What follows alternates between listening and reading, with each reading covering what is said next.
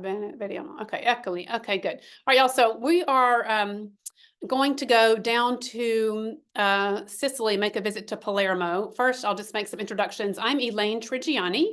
I'm very happy to see everybody here. Like I said, old friends and new faces. Welcome to everybody. On the line with us is my very good friend Lorenzo Girolami. He's kind of manning. He's doing some tech support today. He's also a chef, Florentine chef, and he's my sidekick. So he'll be kind of pitching in every now and again. He's also muted everybody's microphones, and Lorenzo is going to man the chat. So if you have any questions, you can just write it into the chat. And Lorenzo will kind of give me the questions, and we'll do a kind of question answer during the cooking portion. So I won't stop during the art portion, but feel free to write in with questions, and then I'll do my best to answer them during the cooking portion or just thereafter. So I'm coming to you from my kitchen here in Poppiano, the Castle of Poppiano. I'm going to just check. Hang on one second. I just want to make sure everybody's online. Okay, I think everybody. Okay, good. All right, so I'm coming to y'all from my kitchen here in the, I'm on the estate of the Castle of Poppiano, which is what you see here on the screen. And I don't live in the castle. I live in a little farmhouse just outside the castle walls. And I've been here since 2000. I moved here after a stint in Washington, D.C., organizing exhibitions at the National Gallery of Art. And I actually fell in love with olive oil, which is why I moved to Italy. And I know that may sound kind of odd, but I have relatives in Sicily, and I was working down in Sicily, and I just absolutely fell in love with olive oil. It's a purely natural product. It's good for you. It makes every single thing that it comes into contact with taste better. It exalts flavors. And it's just so versatile in the kitchen. So, I mean, that really kind of spurred this move to Italy. And I've actually been making olive oil now for 4 years. So I organize culinary travel programs. I do these online classes, and I have an olive oil label called Olio della Donna.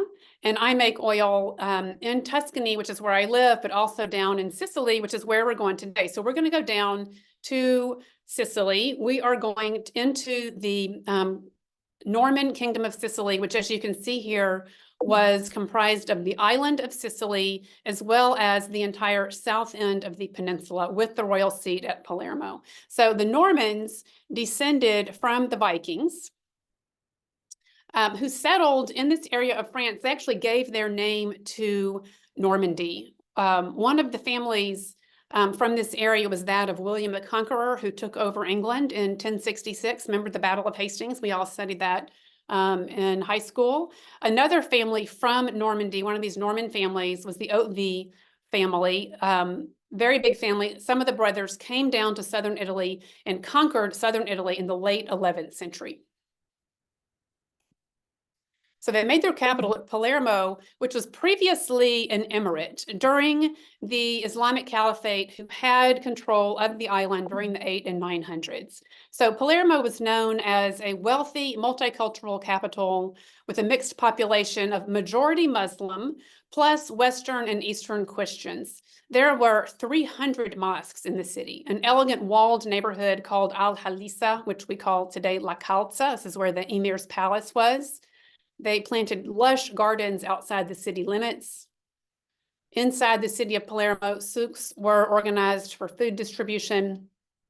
Out in the countryside, agricultural production was really intensified. So during this period, Sicily became very big in maritime trade, trading products that came from the countryside. So if anybody who wanted control of maritime trade routes of Sicily, of the Mediterranean, excuse me, needed to have Sicily. So this is the situation in Sicily and Palermo when the Normans came in. So from Normandy, the brothers Robert Guiscard and Count Roger came down from Normandy. They're the guys who really conquered the territory of southern Italy and Sicily. And then Count Roger's son is King Roger II of Sicily. He established his royal seat at Palermo. And so when I talk about Roger from here going out, I'll be referring to King Roger II. So here's the situation in the Mediterranean. You can really see how the lands that were conquered by the Normans had been part of the Byzantine Empire in blue and the Islamic Caliphate in green. So Roger II continued to kind of carry on with the Norman goal of conquering ever more territory. You can see he borders the Papal States. So the Pope's a little on edge by this, as were the Byzantines. Norman Armada actually sailed over and tried to conquer Constantinople. They actually took a little bit of land into what is today Tunisia. So the Islamic Caliphate's a little bit on edge, as are the kings of France, the kings of Germany. There was a lot of intrigue, battles, seeking of alliances. Everybody was a little bit on edge looking at these upstart Normans who managed to come down and just take this huge swath, including Sicily, the most important island in the Mediterranean for the control of these trade routes. So on top of all of this, having to sort of maintain that peace, Roger also had to maintain control of his subjects. Again, the population is majority Muslim with Western and Greek Christians and also Jews in the mix. So Roger is coronated in 1130. And he immediately starts a building program. So he and his court created a new style of architecture using building techniques, motifs from the Western world, from the Byzantine Empire, and from the Islamic dynasties. So the Normans are really good at integrating. That's kind of how they managed to fairly quickly take over all of southern Italy. And they're kind of good at propaganda. So this building program is part of their plan to take over and keep control. And we'll see that as we move through here. So we're going to take a look at some of the buildings that were built during the Norman Kingdom. And they're indicated there by the pink dots on the map of current day Palermo. We're going to kind of zoom through a couple of monuments just to kind of take a look at some of the building techniques and motifs, and then we'll go in depth on two of them. So again, Roger's coronated in 1130. Just 1 year later, his right-hand man, the Admiral George of Antioch, sponsors the building of a bridge. It went from the center of Palermo over the Oreto River and into the gardens. So the Oreto River has two branches. This branch has been diverted, so that's why there's no water under there today, but it did in fact go over a branch of the Oreto River, as you can see there in that little inset. So the only decoration here really to speak of is these kind of recessed arches, the double recessed arches that you can see. They used acute and also these hemispherical arches, both in the same structure. The pointy arches allowed the bridge to carry a lot of weight. And then the little hemispherical ones really just kind of punched through the structure of the bridge, lightening the weight of the bridge itself, so it was put less load on the riverbed below. So that bridge took you from the center of Palermo out into the gardens. And throughout the gardens, the Normans built pavilions with water features like this one, which is called La Zisa, after Al-Azir, the Radiant. The gardens themselves were called Janat al-Ard. So in Sicilian, they called them Ginguardo, the Parco del Ginguardo. So we're looking at La Zisa in the middle of the Parco del Ginguardo. It's got on the exterior some of those little arches like we just saw. And then on the interior, there's just this, what's left, the decoration is not totally left intact, but it was just kind of sumptuous with Byzantine mosaics. This is the entry hall with a fountain with flowing water, rich decoration of inlaid polychrome marble, and the extremely typical muqarnas animating that niche above the fountain, the mouth of the fountain, is this stalactite decoration, which is quite common in the Islamic world and quite common as well in the Arab Norman architecture of Palermo. So you'll see that again. The great Cathedral of Palermo was built by the Normans on what was a sacred site since early Christian days. There are later additions here as well. There is a Catalan Gothic entry porch. There are Renaissance and Baroque additions, the domes, for example, but the bones of the building are Norman. So you can see examples of, for example, far right, some of those recessed arches like we've seen a couple of times now. bell towers, those little truncated towers on either side of the entry portal. And then if you go around to the right and go back to the apse end, it looks like this. So this is just sort of pure, sort of distinct Norman style. You've got these great blind arcades. Here the arches are actually interlocking, and they're decorated with inlaid volcanic stone for this polychromatic effect. You can see the bell towers. Notice these little teensy columns here that in this case turn the corners. The dogtooth molding, these things are just very distinctive of hallmarks of this style, as are those turrets. And you'll see this all over the place where in Sicily, where the Normans built, you'll see these turrets. And they were taken directly from Aghlabid architecture in Tunisia. So you're looking at the Ribat of Sousse there on the right. So this was built in Tunisia in the 900s. And those, they're called merletti in Italian. The merlons or turrets were directly brought in. And you can see they've even gone so far as to kind of do a little mirror of the turrets underneath here. Still in Palermo, the little red hemispheric domes and cubic forms of the monastery of San Giovanni degli Eremiti really are clearly influenced by Fatimid architecture in this case. So we're still in North Africa, but we're in Cairo, and you can see an example there of Fatimid architecture at the Al Hakim Mosque. This was built in 1013. Whereas San Giovanni degli Eremiti, the Norman structure on the left, was built in 1132, so just 2 years after the coronation of Roger. Out back, there is just lush Arab gardens, Arabesque gardens, and then this great little Norman arcade in the cloister. So again, the recessed arches and these little groups of kind of tiny little columns, which, as we've seen, are part of this distinctive style that the Normans kind of invented for themselves. Right in the heart of town in Piazza Bellini, there are 2 churches that were built by the Normans. On the right is San Cataldo with the great little hemispheric domes like we just saw in San Giovanni. And then on the left is the church called La Martorana, which used to have a little red cupola on top of the bell tower. So I'm going to add it back so you can see what it looked like. It was the object of Baroque intervention, though, in the 1600s. So this bit was all added on, but I'll try to take you in and we'll get a look at the Norman building. Let's look first, though, at San Cataldo, so the church that's on the right with the 3 little red domes. Here it is in floor plan. So on the left is the typical Byzantine church floor plan. There's a narthex or entryway here. This area is referred to as the naos with a dome on top. And then on the apse end here, they call it the bema. And there are 3.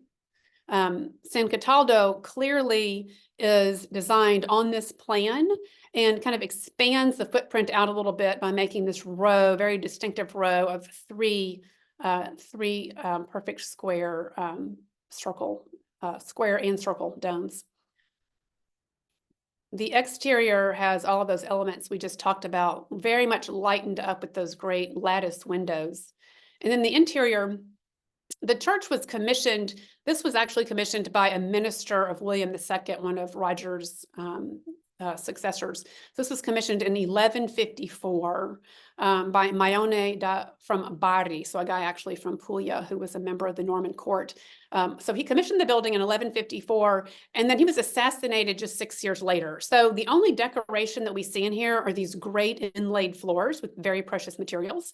But the rest of the building does not have what one would expect for decoration. And I'm unclear as to whether or not that's because Maione di Bari was killed before it was finished, or because this building was used as a post office in the 1800s. So it may be that when it was used as something else, it lost its original decoration. But in any event, I think it's actually quite elegant like this. And it gives us a chance to really see the architecture. So let's just look up. And you're looking here at this row of domes. And the domes are, each of the 3 domes is sitting on 4 squinches. And this is an extremely characteristic element of these Norman Arab buildings. So domes are used to span big open airy spaces, right? Like that's kind of the goal of the architect here, is to make this nice big open airy space. But the weight of the dome as it comes down has to sit on something. And you either build around a building or you figure out a way to kind of transition between the round dome and the square building underneath. So you've got to be able to transfer the weight from the dome down to this square. So you have to have some kind of way to transition from circle to square. So you've got the circle of the cupola and the square of the supporting building underneath. And the way that they decided to transition from circle to square is by using the squinch, which is this kind of diagonally placed block that's hollowed out under here. So what you see in white is the squinch, and then this is, of course, how it looks in San Cataldo. So interestingly, the squinch was developed by the ancient Romans. It was also developed in Persia. The Byzantines did not use the squinch. So we're in this seemingly Byzantine building with the perfect Byzantine footprint, but they're not using the Byzantine's transition solution of a pendentive. So what you see here in pink, these little triangular sections, that is a different kind of transition from the round cupola to the square building beneath. And you can see the buildings really look completely different. It just gives you sort of a different feel. It's much more kind of elegant and elongated. Here you're looking at Santa Sofia in Kiev on the left, built in the year 1035. And on the right, Hagia Sophia in Constantinople, original building from 530. It's now, of course, a great mosque. So it looks a little different for that reason too. But the pendentives kind of give more of almost a lengthening to the building, whereas the Norman buildings tend to look a little chunkier. But once they get all their decoration, they actually lighten up as well. So let's just see how that works here in the Martorana. So this is the church called the Martorana, right next door to San Cataldo. The official name is Saint Mary of the Admiral, Santa Maria dell'Ammiraglio. It was commissioned by George of Antioch, again, Roger's right-hand man, the admiral, in 1143. And we have the charter that Roger signed granting George of Antioch permission to have this church constructed. And the original building here really follows that Byzantine footprint.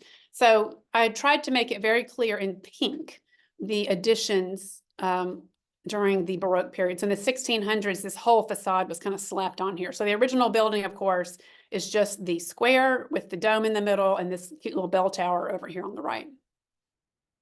So when you go in, this is the interior. There's kind of a lot going on in here. So we're going to ignore all of those Baroque bits and just try to concentrate on the original decoration, which is Byzantine mosaic. And you can see that here in the central dome. In the very center of the dome is Christ Pantocrator. Pantocrator is ruler of all things. You can see he's blessing with his right hand. He's holding the Bible in his left hand. He's surrounded by archangels. And then on the drum there are prophets. And then you can see that they've used squinches. And so this is what the squinches look like when they're just encrusted with mosaics. Each squinch has one of the four evangelists in it. And each squinch is flanked by these just delightful stylized palm trees. I love them. So the mosaicists just went crazy up there. Every square inch from the column capitals up is just covered in mosaics. So here's King Roger's coronation done in mosaic. So notice how the Byzantine mosaic artists used tesserae, or these little color blocks, and they're set into wet plaster, so they're remarkably durable, and they exist in perfect condition all these hundreds of years later. The tesserae for the background were gilt with North African gold. There are glass tesserae from Constantinople used to help create some detail and volume. Look at Roger's hair. The kind of shinier black glass tesserae are juxtaposed with more of a matte brown to kind of give this idea of the curls of Roger's hair. The artist also used smaller tesserae, really teeny tiny stones in different colors to, for example, work on the modeling of the facial features. He used medium-sized stones for things like the collarbone of King Roger, and then the background in flatter areas, they used the larger stones. So here's the full image. This is Roger being crowned by Christ, and this is in the entryway of the Martorana Church. The year again is 1143. So that's 13 years after Roger's coronation, and Roger has chosen to proclaim his authority and the legitimacy of his rule rather bluntly, right? Christ is actually putting the crown on to Roger's head. So the deal is Roger's dad, Count Roger, who along with his brother Robert conquered southern Italy, he died when Roger was very young. So before Roger came of age, there was an 11-year period where his mother, a 26-year-old Italian noblewoman, acted as regent. So there's this regency period of 11 years where effectively there is actually, the authoritative king figure or count figure is missing. So all the various Mediterranean powers who were really interested in controlling maritime trade routes, they all wanted a piece of southern Italy and Sicily. So they're all looking to make inroads. So there's 11 years where things started to get a little bit shaky. So when Roger's coronated in 1130, he really has to reclaim control of the kingdom. And one of the ways that he kept control and then is by crafting and controlling the messaging. So here we have Christ placing the crown on Roger's head, leaving absolutely no doubt whatsoever about the legitimacy of Roger's position. He also organized his court at Palermo using some of kind of adopting the customs of the Byzantine Empire, which were you can see that here in the stole that he's wearing, this kind of bejeweled stole. He's wearing a crown that's kind of Western, but he's got this stole which is called a loros, which is taken directly from the Byzantine tradition. And you can see here the Byzantine Emperor Alexander Comnenus is wearing the same stole, or a very similar type of loros. And this image is also from Hagia Sophia in Istanbul, Constantinople. So the Byzantine Emperor served also as representative of Christ on earth. So he ruled over both the temporal and spiritual realms of his subjects. So Roger really liked that, okay? So he adopts this. He decides he's going to be Christ's representative on earth too. So that gives him more control over his subjects. And it also gives him independence from papal authority. So he's really trying to take over the known world, and the Pope has given him some trouble, and this helps him give a little bit of distance in there. So the Pope thinks he's the representative of Christ on earth. Well, so is Roger, and so they're kind of evened out there. So Roger clearly is going to great pains to kind of show himself in kind of the different cultures that he rules over, the members of his kingdom. So here's a charter of the Church of the Martorana. This is the document that gives George the permission to build this church on this land. And this is the version in Arabic. The Norman Chancery produced this document in Arabic, in Greek, and also in Latin. That's the way it produced all documents. And not because there were just scribes hanging out in the chancery who knew how to write all these languages. Roger and his ministers really brought people in order to do this. No one could actually read these documents. So his subjects weren't actually reading these documents, but this just sort of cemented his rule over these three cultures and really promoted this idea of his being a multicultural ruler. It's even signed with Roger's motto or his alama, praise be to God and thanks for his blessing. So at the top of the document, it doesn't say Roger, it says praise be to God and thanks for his blessings. And this was done, the document itself was transcribed by a scribe, and then the motto or signature at the top was done in different colored ink by a different hand. So the idea is Roger signed this document. An Islamic scholar has come in through here, though, and done some handwriting analysis, and it's really clear that Roger did not sign this document. Roger had enough difficulty signing his own name in Latin letters that he was not able to repeat this calligraphy, this very sort of artistic calligraphy of the Islamic signature, where if you notice, it's actually one single stroke of the quill. The pen is never lifted from the paper, start to finish. So it's clear that another scribe came in here and did this, but Roger is definitely trying to make it look as though he's the one who signed the document. So he went to great lengths to kind of have this idea, that create this impression of being a multicultural ruler. So carefully kind of crafting the royal image to make Roger appear as king and spiritual guide over the population, and not as a mercenary appropriator of territory, which some people have accused him of. Remember, though, he's encroaching on papal territory. He is making everybody basically from from Constantinople through France a little bit nervous. So they tended to criticize him as being a heavy-handed ruler.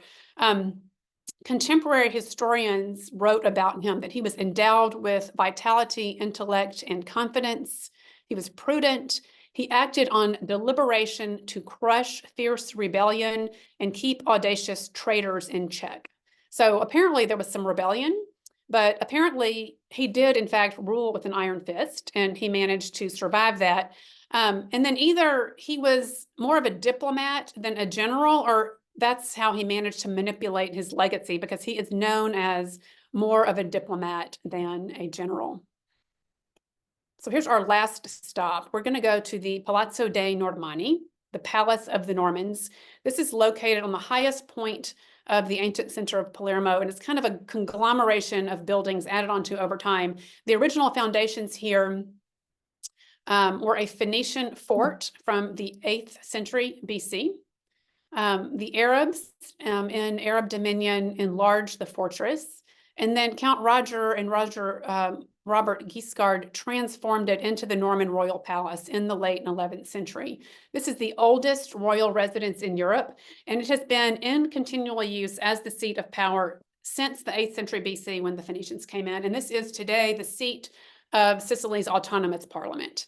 It's an enormous structure. You can go in and visit different areas. We're going to just take a look at two of the areas associated with King Roger. This is the Sala del Re Ruggero, the room of King Roger, and it's decorated just lushly with the cosmati inlaid floors, the marble revetment on the walls, and then the ceilings are just covered in these gorgeous Greco-Byzantine mosaics, and there's some kind of Eastern Persian influence in there as well. The scenes depicted are representations of Norman power. Those lions with their paw up that's a symbol of the Norman kingdom. There are images of kind of hunting scenes, courtly scenes, exotic animals, the lush vegetation. We're kind of looking again at the gardens. There's sort of this allegory of the pleasure garden being compared to the Norman court and peace in the kingdom. Also within the Palazzo dei Normani, you can see the structure here, how it's just this enormous conglomeration of buildings. We were just here in kind of a truncated tower. We're going to take a look at the Palazzo dei Normani. Inside the Palazzo, the Cappella Palatina, the Palatine Chapel, which is here. It is was built by Roger, begun in 1130, the year of his coronation, and then consecrated in 1140. So the floor plan of the Palatine Chapel, this would be the private church of the king, is really a complete blend of the typical Byzantine floor plan. Here on the left, we saw that before. They've blended that together with the typical Western Latin basilica floor plan. So if you look at the Palatine Chapel, the Cappella Palatina, you can see the eastern end where the altar is located is the sanctuary that has sort of the naos and the dome. It's followed then by a rather long nave with the double side aisles like a basilica. And then at the end, there's this throne platform, which to my Western eyes looks a little weird. Like there's supposed to be a door here. This is where you come in and you process down to the altar. But in this building, there's a throne instead of the door. So we'll figure out what that's all about. So if you're in the church, here you are, you're in the nave looking down at the altar. Again, just encrusted with precious materials. The marble revetment on the walls, the intarsia floors, and then from the capitals of those columns on up, just, covered in sparkly mosaics. Here we are looking up at the dome. Looks very Byzantine in here. If y'all have been to Venice, it doesn't look too much, not like St. Mark's in Venice, also done by the Byzantine mosaicists. So here we have Christ Pantocrator in the dome, like we had in the other church. Christ blessing in one hand with the Bible in the other, surrounded by archangels, prophets, evangelists in the squinches again. Side aisles, you have portraits of Saints Peter and Paul. Paul. The church is dedicated to them. And the sanctuary space itself is dedicated to scenes of the life of Christ. And there are also lots of references to Roger and his rule in there. And even the placement of the scenes is very much indicative of the position of Roger. So let's just take a quick look here at what is called the triumphal arch. So we've moved closer to the altar. This is what they call the triumphal arch. It is holding up one of the squares that one side of the square that the dome is sitting on, and it divides the nave from the altar. And the only person who's allowed to go past that demarcation is the priest, and in this case also the king. So on the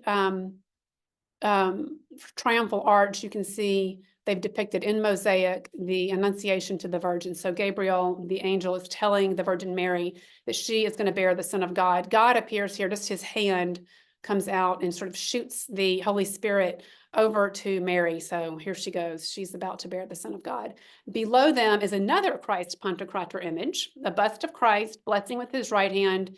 His left hand is holding a Bible, in this case open, to the book of John, the verse of I am the light of the world.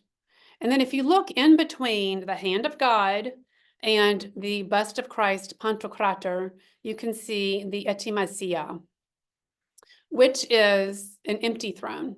And this signifies our wait for the return of the king. Now, this is not generally used in Western church decoration. It is, in fact, quite typical of Byzantine church decoration. So it's not really out of place here. It wasn't in the other church, however, but it's not really out of place here. But the interesting thing is that if you take a 180 from where you're standing and you look back down to the other end of the church, your eyes hit this throne platform. So here's a throne and it's not empty. Roger II sitting on it. So there's a very strong reference here to Roger's authority, his absolute authority, and not just in the temporal world, but also in the spiritual world. And there's another reference here that's interesting. There are a couple of Solomonic references. This is the flip side of that triumphal arch. And it's decorated with the presentation into the temple. So there's Mary with the Christ child. She's presenting him in the temple. Between Mary and Christ and the high priest Simeon here is a representation of the Temple of Solomon. So this is the first temple on the Temple Mount. So this is a real allusion to the all-powerful and wise King Solomon. And so directly on axis with the Temple of Solomon is the throne of Roger. So he's seated really directly below the Temple of Solomon. Interestingly, though, in theory, the only people back there who can actually see the flip side of the triumphal arch are the priest who's saying Mass and the king himself. So apparently Roger wanted to see these things as well. So here's where the royal box was located. This is where King Roger was sitting on the north wall of the sanctuary. It has been reworked over the hundreds of years that this building has been used as royal residence. So it no longer exists. And I don't even have a photograph of what it used to look like. But the royal box was on the north wall from where Roger could see. This right here is the triumphal arch. So he could see the presentation to the temple, and then he looked straight over to the south wall, which is decorated with a series of mosaics from the life of Christ, including things like the Transfiguration, the what would be the flight into Egypt, but it's depicted here in such a way to make it almost the triumphal entry into Egypt. You can't see it, but Egypt is right here. There's an allegory of Egypt welcoming Christ into Egypt. And at the bottom, the entry, the triumphal entry of Jesus into Jerusalem. So these are triumphal arrival scenes. Very weird that they're here. They would not be here in a Byzantine scheme of decoration. And they're here in this place where the person who's looking at them is the king. It was kind of intended to sort of gratify the king, right? So he's back here looking at these real decorations that are kind of all about royal power and aggrandizement. Let's take a quick look here at the entry into Jerusalem. Lovely image. This is from the Komnenian period of mosaic decoration. And the artists were literally brought from Constantinople over into Sicily. And I love these naturalistic details at the bottom. Of Christ is very regally riding in on the donkey. He's being welcomed by the elders of Jerusalem. And these kids are taking off their tunics, laying them on the ground, throwing olive branches, to kind of pave the way for Christ as he enters into Jerusalem. So again, this idea of kind of royal power and glory mixed in and kind of, disguised as Byzantine church decoration for the eyes of the king, no less. Here's the nave. The nave is the mosaic decorations of the nave are Old Testament scenes and lives from Saints Peter and Paul, who again the church is dedicated to. Things such as Adam and Eve, who are being escorted out of the Garden of Eden. They've eaten the apple. All hell has broken loose. The snake seems to be going with them out the door. And then on the right, you can see a scene from the life of St. Paul. So this is Paul in Damascus, where Saul was converted to Paul, and he was persecuted, and he actually had to escape by hiding in a basket. So there's this great image of these people hauling Paul in his basket up and out of harm's way. The floor of the nave was like what we saw there in San Cataldo and also in the Sala, the king's room, King Roger's room. Artisans from Salerno in southern Italy were brought over to do this. So it's this inlaid floor with tons of precious materials, the big slabs of porphyry, this purple marble that only exists in North Africa. So they've brought this over to decorate the floor. A member of Roger's court described the floor as an eternal spring meadow. So that was kind of how this floor was seen. And then the ceilings are so particular. Remember the mukarna that we saw in La Zisa? The ceiling here is this kind of drop ceiling, wooden stalactite mukarnas that are all decorated by a Persian painter. And there's no religious imagery up here at all. These are all scenes of life at court, dancers, musicians, and there are portraits of Roger. So here's Roger depicted on the ceiling of the Palatine Chapel, what we call the chapel. And he's not wearing his loros anymore. He's now wearing the caftan of an emir, and he's sitting cross-legged, and he is flanked by two very Islamic-looking pages. So here he is depicted on the ceiling of what is basically also a royal audience hall. And there are Kufic inscriptions up here, such as here, and they say prosperity, perfection, good fortune, power. These are all auspices for the reign of the temporal reign on earth of King Roger. So here we are looking at the throne platform on the western wall of what is a combined royal audience hall and sacred space, not totally unheard of in the Byzantine Empire. There were areas of the Byzantine emperor's kind of palace compound that were mixed use, church and state were combined together. So here we have the combined audience hall chapel of the Cappella Palatina, the Palatine Chapel, decorated by all these different artists using all of these different styles. And we really have an homage to each of the cultures of the kingdom, as well as an expression of Roger's domination over those cultures. And here we've got Roger literally seated under Christ, right? So Roger's throne would be here. So under the feet of Peter and Paul are the rampant lions of the Normans, and directly under Christ and his throne would have been, anyway, Roger and his throne. So again, this imagery, you know, it's not a coincidence. It's not that these artists just happen to be living in Palermo because the Byzantines used to be there, and so did the Arabs. These guys were really brought in by the Norman court. They were imported with this plan of creating this kind of artificial royal image and, you know, promoting this propaganda, which was really successful and had quite a long shelf life. We remember Roger today as cultured, well-educated, speaking 4 languages, this benevolent ruler of this wonderful, peaceful, multicultural kingdom. So Roger was remembered literally exactly how he wanted to be. So I'm going to take y'all to the other side of the island. Apropos of nothing that we've just said, there's just this curiosity that I want to show y'all. So we're at Mount Etna on the east coast of Sicily, has been blowing smoke rings for the past couple of days. And it's not unusual that the volcano can blow a smoke ring. It might do one once a month or so, something like that. But Mount Etna's been blowing smoke rings one after another for days. The volcanologists are amazed. So there's a new bulka or mouth back here on the southeast crater. And because of the way the vapor is being blown out of the crater, it's just making this series of hilarious little smoke rings. Isn't that great? That's so curious. So y'all can just follow that on Instagram because everybody is posting these great images of the smoke rings coming out of Mount Etna. All right, so now we're going to make a recipe from Palermo.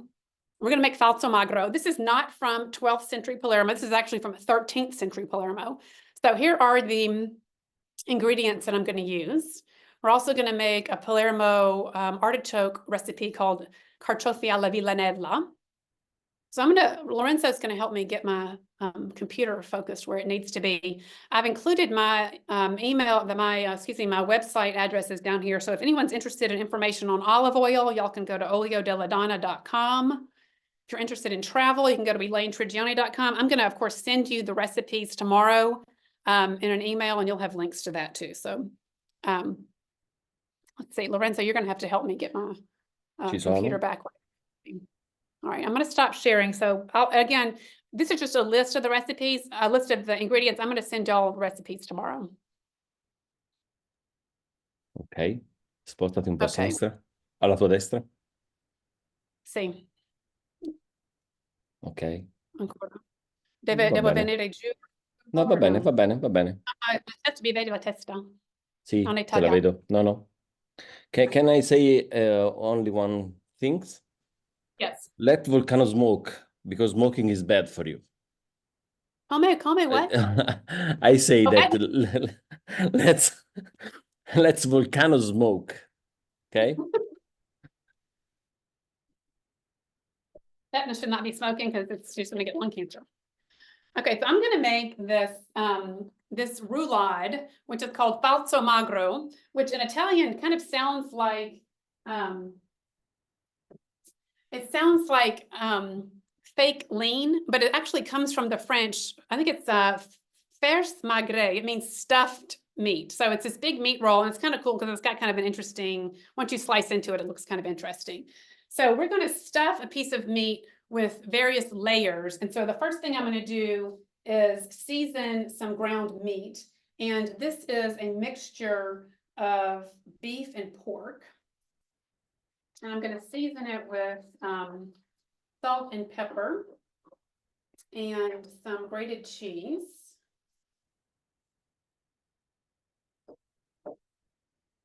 I'm also going to use a little bit of garlic. You can use whatever garlic you please. You can make a kind of a paste out of a regular clove of garlic, but I happen to have some fresh garlic.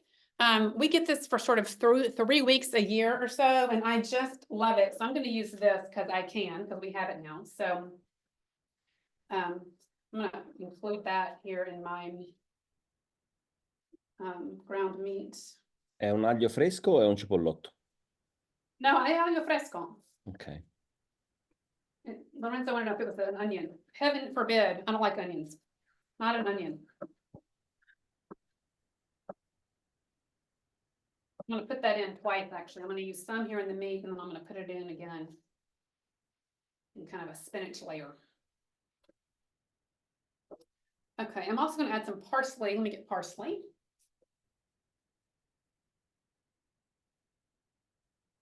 Parsley, and then a little bit of breadcrumbs, which is gonna kind of help it kind of stick together and sort of absorb fat as the meat cooks. Lorenzo, I wish you were here because you would do this part for me. Sorry? Mi piacerebbe se ci fossi tu perché faresti Yeah, te questo.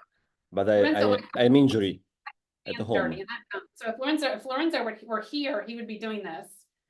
He's not here because he has hurt Achilles tendon, as we were saying before. So I'm just working all of these seasonings into the ground meat just to give it a little bit of extra flavor. Yeah. You can also just use sausage instead of ground pork. I went ahead and just used ground pork, and I'm adding my own flavorings, but you can just use some sausage. Okay, so there's that. The meat is only beef? It's a mix of beef and pork. Okay. Half and half.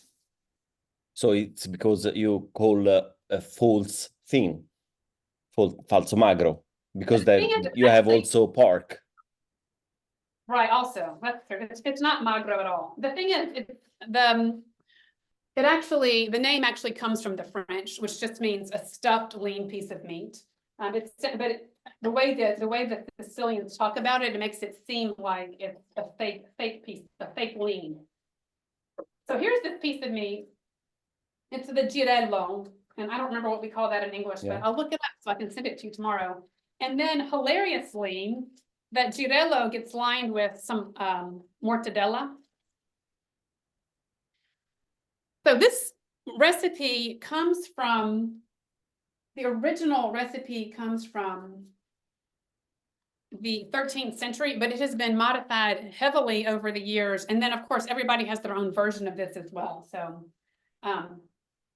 it gets cooked even with a little bit of tomato paste, which, tomatoes, we didn't have that until Christopher Columbus discovered America and brought that over here. So certainly 13th century Palermo did not have tomatoes. So clearly this recipe's been added on to plenty of times. So I'm going to spread that around.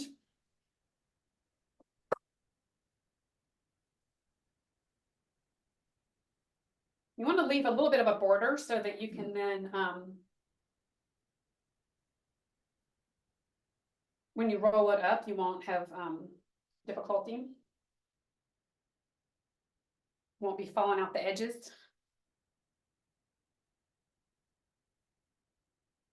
I like to leave a good amount of border all the way around.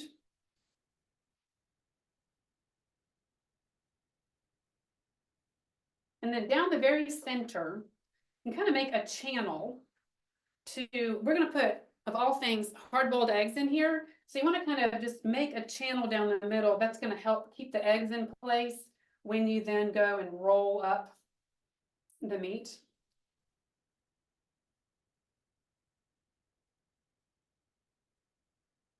Okay, so ground meat, spinach. I'm going to make kind of a layer of spinach down the middle that's not quite as large as the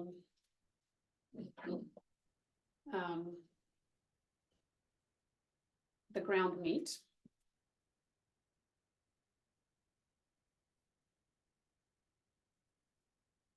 And then on top of the spinach, I'm going to season that just a little bit. I'm going to season that with some salt, and I'm going to put a little bit more of the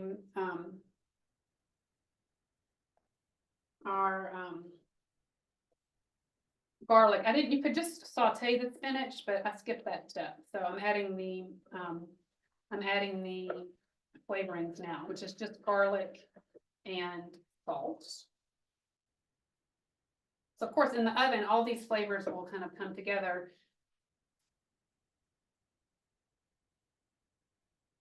Okay, so now I'm going to lay the eggs in. So Michael and me, we have the same point of view, and we say spinach is for the vegan version. It's for color. It adds some nice color. Okay, no. Last step here is a little bit of cheese, and I'm using caciocavallo. You could use scamorza, you could use, what else could you use, Lorenzo? As opposed to You caciocavallo. can use provola. Provolone, you can even provolone. Provolone is good. Smoked provola, for example. Right, and I'm using pieces of cheese that are about this big, kind of like long cubes. You don't want it to be too, I don't want it to be too cheesy, because it's not really about the cheese, but you don't want it to disappear either, and that can be a problem. And it's better to don't use cheese like mozzarella, because they're a lot of water inside. Exactly, you'll just lose it. It'll come out, it'll just run out the ends. This thing cooks for an hour and a half, so it'll just run out the end, and then you'll be sorry.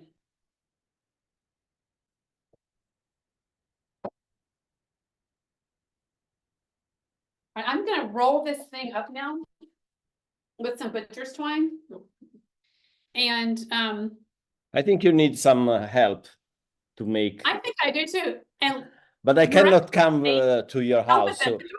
If Lorenzo was here, he would be helping me, but Lorenzo's not here, so Domenico is going to help me. Yeah, it's like in a soccer team.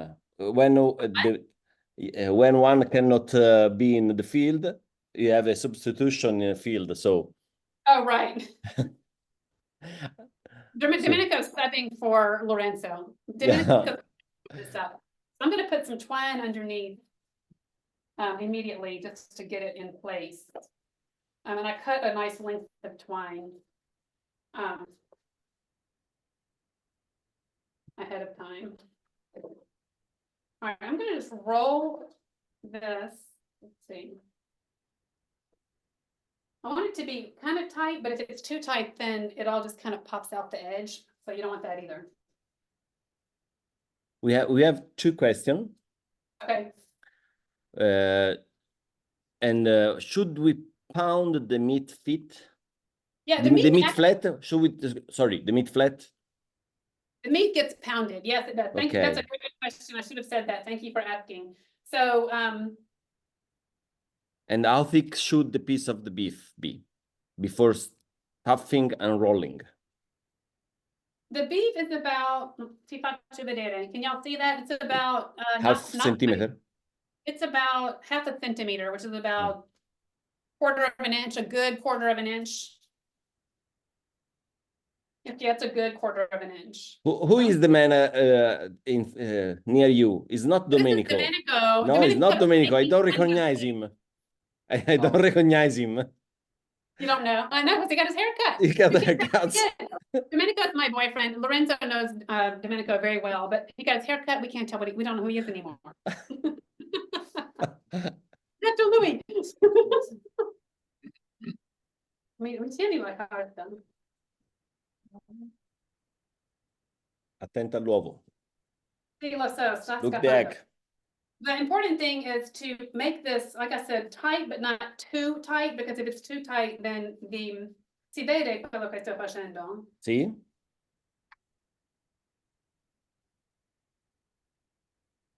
The best is to use only one piece of the rope. No, it's not the exact word of the rope, but I know rope. My English is very poor, and okay. But you can use also some little part of rope and make only circle, and then one in the longest way. This method is not difficult though, and I think you can find it. Somebody's done this on YouTube for sure. And Lorenzo, as soon as you post this, you'll be able to also kind of see how we did it. So I'm going to go now. You can find also some net that you can use, some alimentary net. That's easier to find in Italy because they use it to make salamis and stuff. I don't know if you can find that.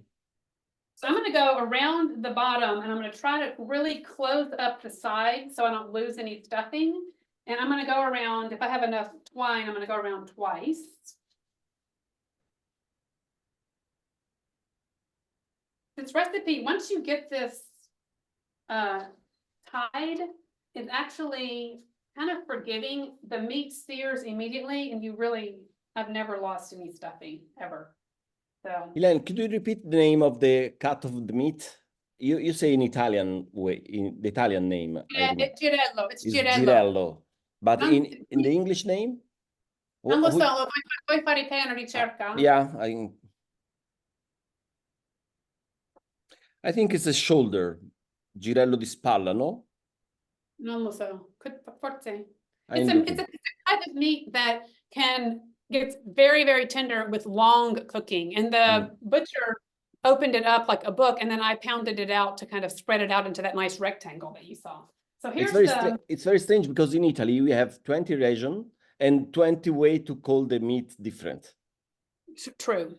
Yeah, everybody calls it something else. So here's what this looks like when it's all tied up. In the ends, I've tried to seal them as much as possible. And once it's kind of seared, it's not going to lose anything. So the next step here is to... I find the beef rump. Okay. So it's part of like a rump roast, only it's been cut in such a way that it opens up into a big rectangle. So I'm going to cook this with Sicilian olive oil, olio della donna, and it gets seared on all sides. And without garlic, without anything? No, okay, only olive oil. What do you think, a bay leaf? No, I prefer not with the beef. With the beef, Okay. I don't like basil. Bay leaf is alloro. I'm going to use vino cotto. So after, I'll show you this, but after the beef is seared on all sides, I'm going to add vino cotto. You can use red wine. This is actually reduced grape must. So there's no alcohol in here, and it's a little bit sweet. It's kind of a little bit, it's sort of a grape syrup, but it's actually not that sugary. It's more kind of rich and almost kind of umami flavor. So I'm going to use a cup of vino cotto, and then we're going to use a cup of tomato paste. This is tomato paste directly from the market in Sicily.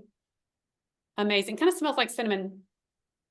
So this is going to get just dissolved in some hot water. And then, so a cup of vino cotto, a cup of dissolved tomato paste, and then it cooks for an hour and a half, and then you're done. In the meantime, I'm going to just get that going. I'm going to show y'all how to prepare an artichoke, and then I'll show you the a done version of the meat. If you don't have vino cotto, you can make a reduction of red wine with a little bit of sugar, for example. You can. Good point. Yes, you can do that. Thank you, Lorenzo. Were there any questions that we need to address, Lorenzo? No. No. Okay. You put the beef in the cold water, but in the cold oil, but it's better to heat the oil before. I don't think so. I don't think so. I prefer to put the meat in the pan. Because so if you have to seal, if you have to seal the beef, it's better to have some. Okay, it's only television time. I am sealing the beef. The flame is on pretty high, and it got hot like that. So okay. I didn't miss it. I didn't miss it in my opportunity. So I'm going to show y'all. I'm going to give you the recipe for this carciofi alla villanella, the palermitano artichokes. I'm just going to show you how to prepare the artichoke. And then the recipe, I'll show you what they look like when they're done. It's really simple. So these are kind of end of the season artichokes. I'm going to just peel off the outside exterior leaves.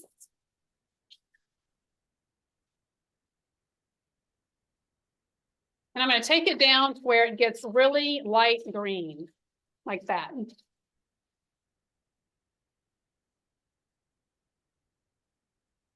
going to cut off the stalk. And I used the stalk. You can see the inside of the stalk there where it's very light green. I can just peel off. Just go from where it's light green and then just take off the really stiff, tough edges. I should be doing this back here. So you end up with just like the tender heart of the stalk. So this gets chopped up and goes into the pan with the other artichokes.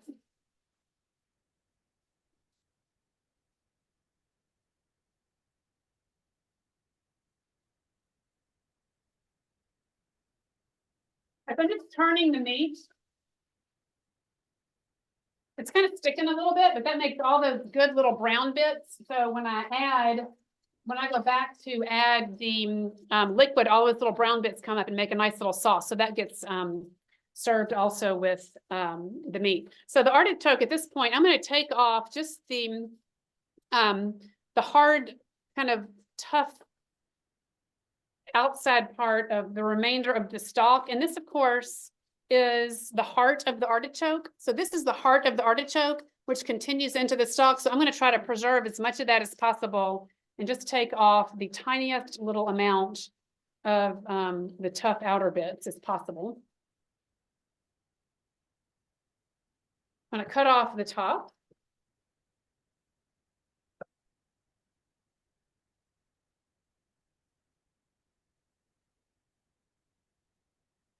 Now I'm going to cut the artichoke into quarters. This artichoke has no choke in it whatsoever. Once the artichoke starts to flower,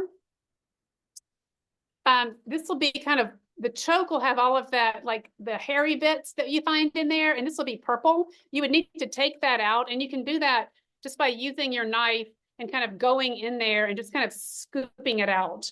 Luckily, this one just doesn't have any, so I don't have to worry about it.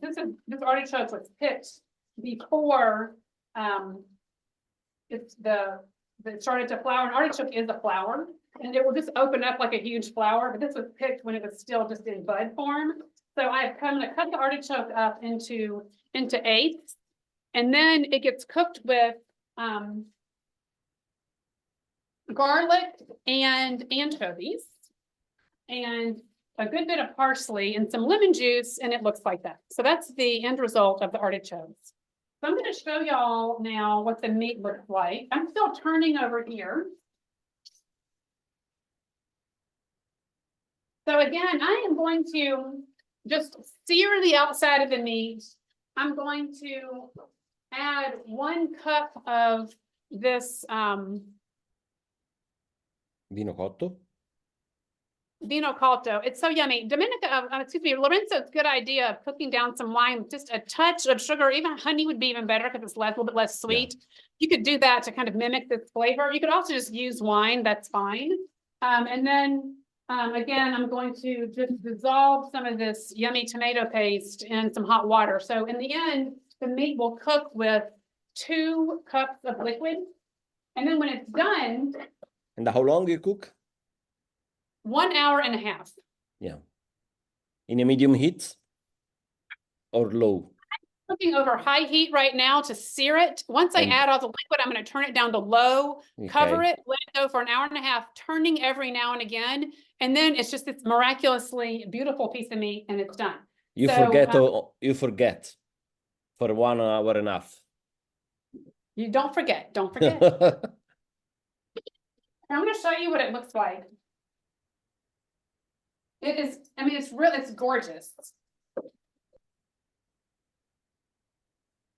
don't know if you can see that. You can get the color. I hope the next version of Zoom can transmit the smell. All right, I'm going to cut this open for y'all so you can see what it looks like. But I am right-handed. Vuoi tagliare che sei mancino e lo riescono a vedere? I'm right-handed, so you couldn't see anything. So I'm going to get Domenico back in here, my helper, and he's left-handed, so he's going to cut it for you, and you'll be able to see what it looks like. Meanwhile, I'm going to show you the color of this, the sauce here. Watching.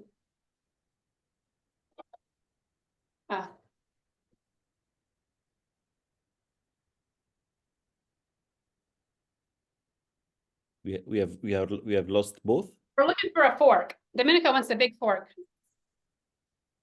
You got it? Okay. All right, so Domenico's going to cut the meat. I'm going to show you the color of this sauce, which. Sì, no mezzo. Speriamo che si arriva a un. I'm going to see if this works to show you. It's just this beautiful, dark, brown, kind of red color. You still can't see it. You have to trust me. I'll send you a picture when I send the recipes. So there's the interior. of the falsomagro with beautiful. Grazie. And so here's what it looks like when you cut it open. Everybody gets a little bit of egg and there's a little green, like I said, for color, little spinach, and then all the yummy. It's not a portion, this. This is not a portion. No, this one gets sliced into thinner slices. Okay. Everybody just gets sliced it. And then the yummy sauce gets spooned on top. So it's not falsomagro. It's the name falsomagro. It's really fat, not falsomagro.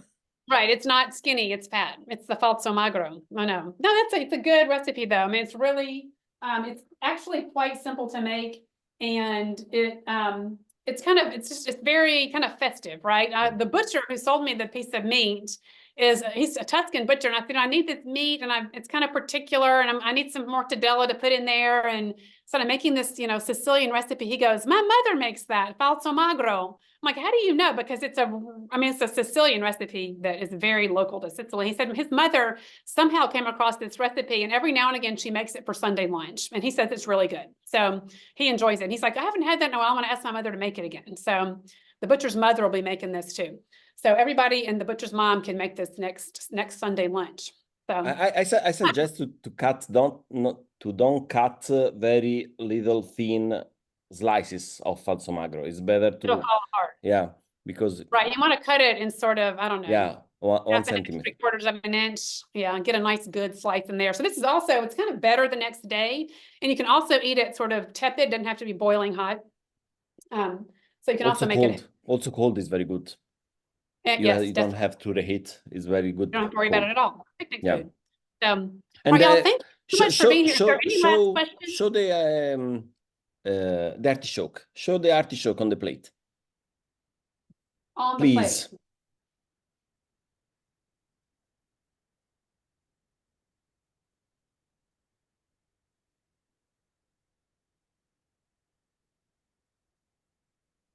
Okay, here we go. So here is the falsomagro with the artichokes. 4 portions of falsomagro. Any questions, or do we want to say goodbye? No, I don't have some question. Okay, good. So I'm going to send y'all the recipe tomorrow, and I'll also look at the chat. So if there are any comments, I can respond tomorrow as well when I send y'all the recipes. Thank you very much for tuning in. Very good to see everybody. All right, we'll be in touch with recipes. Bye. Thanks. Thanks, Lorenzo. Thanks, Domenico. Ciao. Bye. Ciao, Domenico. Ciao. Thank you. So interesting. Thank ciao, you. Ciao. Thanks, Lorraine. Thanks, Elaine. Take care. Ciao, Celia. Grazie. Thanks, Elaine. Bye. Thanks for tuning in, everybody. Ciao. Ciao.